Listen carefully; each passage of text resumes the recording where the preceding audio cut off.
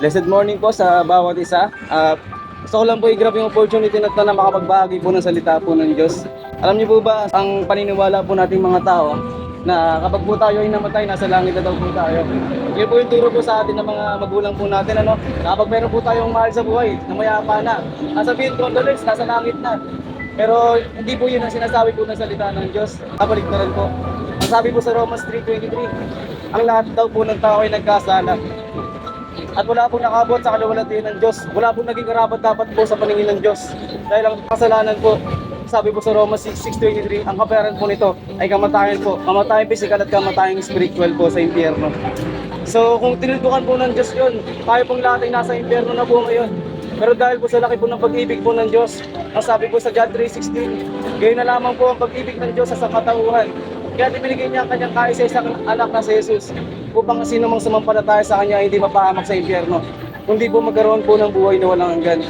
So ngayon po, gusto lang po tayong i-remind ng Panginoon na minamahal ka po ng Panginoon. Ano man po sitwasyon mo sa buhay, nakikita po ng Diyos ang inyo pong sitwasyon.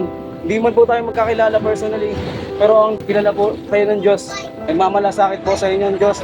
At siya po ay nananawagan sa atin po na tayo po ay magsisi po sa ating mga kasalanan, talikuran po ang kasalanan, at sumampalataya po sa Kanya. Ang kaligtasan po ay dito lamang po sa ating pong mundo. Once po ang tao po ay mapunta sa impyerno, kahit humingi po siya ng tawad sa Panginoon doon, sabihin niya po, Lord, patawarin mo ako dahil gusto ko na pong magbago. Tayo po ay nandun po sa lawa ng apoy, hindi na po tayo pakikinggan pa ng Diyos.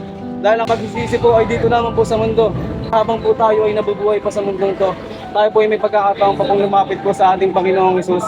Ang sabi po sa John 14:6, si Jesus lamang po ang daan sa kalangitan. Wala pong religion na makakapagligtas po sa atin. Kahit magpa-convert ka ng kung ano-anong religion, kung wala ka namang personal na relasyon sa ating Panginoong Hesus, hindi ka po maliligtas.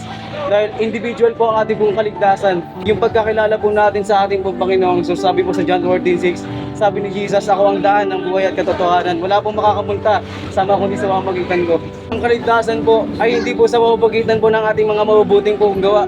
Hindi po sa pamamagitan po ng ating sarili. Ang sabi po sa Ephesians 2:8-9, dahil po sa kagandahang loob ng Diyos, tayo po ay naligtas sa pamamagitan po ng pananampalataya natin kay Kristo. Hindi po ito mula sa ating sarili, ito po ay biyaya po ng Diyos upang wala pong may pagmalaki sa sino man po.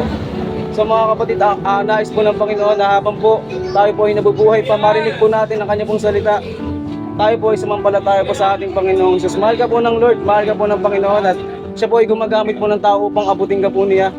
May na po naglalakas ng loob na isang kabataan para po ipayag po ang mensahe po ng Panginoon sa inyo. At hindi po malayo ang Panginoon sa atin. Kung sa tingin mo po ay napakarumi mo, hindi ka kayang patawarin ng Panginoon. Hindi po maiksi ang kamay po ng Diyos para po tayo ay abutin. Hindi po malayo ang Panginoon po sa atin. Hinihintay po tayo ng Panginoon na lumapit po tayo mismo sa Kanya. Tayo po ay humingi po ng tawad sa Kanya. Tayo po ay isuko po natin yung buhay natin sa ating Panginoong Jesus. Siya lamang po ang daan sa langit po.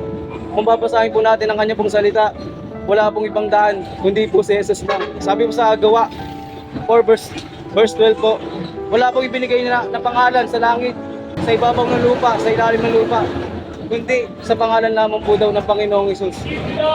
Alam niyo po ba, pangunahan ko na po kayo, sabi po sa Mateo 7 verse 21, hindi po lahat na tumatawag sa akin, Panginoon, Panginoon, ay papasok sa karyan ng langit, kundi yun lamang po sumusunod sa looban ng Ama na nasa langit. Sabi po ng Panginoong Hesus.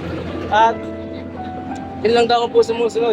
So yun lamang po, marami pong salamat sa pakikinig po ninyo. Pagpalain po kayo ng Lord. At nais ko naman pong manalangin sa oras po na ito. Panginoon Diyos, na mga Panginoon sa lahat, Lord, nagpapasalamat na nagpupuri po kami sa oras po nito, na kami po ay nakatanggap po ng biyaya, Lord. Dahil simula pa lamang po nagising kami sa umaga, Lord. Pinahintulutan mo kami, Panginoon, na makapagpatuloy po sa buhay na ito, Panginoon. Lord, tulungan mo po kami, Panginoon, na malaman po ang purpose namin sa buhay na ito, kung bakit po kami nabubuhay, Panginoon. Pakita niyo po, Panginoon, sa kanila po ang inyong pong pag-ibig, Lord. Ang kaluwalhatian po ninyo sa kanila pong mga buhay, O God.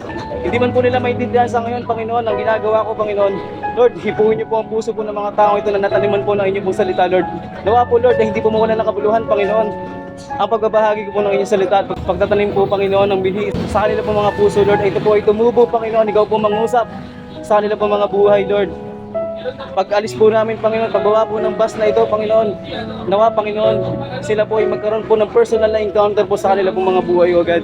Salamat, Panginoon, pagpalain niyo po ang buhay po ng bawat isa sa lahat ng aspeto ng kanilang buhay. Ito man po ay financial, spiritual, Lord, physical, O God. Ikaw po, Panginoon, mag-provide ng kanilang pangangailangan sa araw-araw, Lord. Mabuti ka, Panginoon, sa aming mga buhay, hindi ka po nagkukulang, Lord. Salamat, Panginoon, sa iyo po namin pinabalik ang pinamata sa kapurihan. Salamat sa pangalan ni Jesus. Amen. Thank you po, maraming salamat. God bless po, thank you po. Sir, thank you po.